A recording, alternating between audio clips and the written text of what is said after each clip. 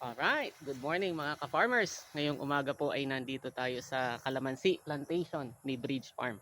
So ngayong umaga po ay magpupruning tayo ng calamansi.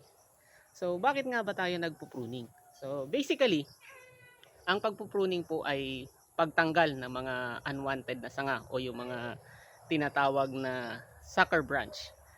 At isa pang dahilan nun para ma-enhance natin yung growth, yung pamumunga, control natin yung height, at matanggal natin yung mga diseases na kung minsan may mga patay ng sanga, may mga sakit na.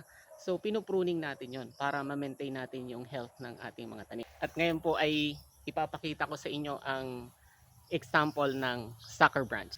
Ito po ang example ng sucker branch. Kung makikita nyo po, etong sanga na to ay bilog. So yung mga sucker branch po ay makikita nyo, ito'y flat. Yan ang mga kailangan natin tanggalin. Mumunga din naman siya pero hindi kasing ganda, hindi kasing dami ng bunga ng mga bilog.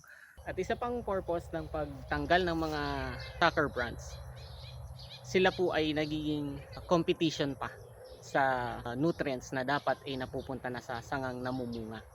So dapat i-eliminate na natin yung mga sucker branch na yun. So, huwag na natin patagalin. Let's go!